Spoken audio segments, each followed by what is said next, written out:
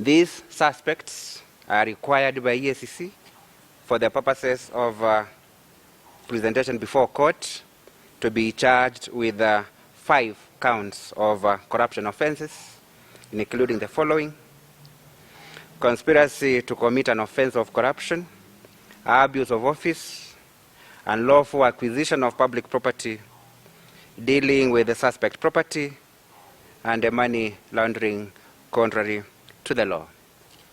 Those suspects, that is Mwangi Wa Iria, his associates, and the former county secretary, are currently at large.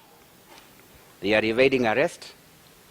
And therefore, EACC hereby directs all of them to report to the Commission at its headquarters located at Integrity Center in Nairobi.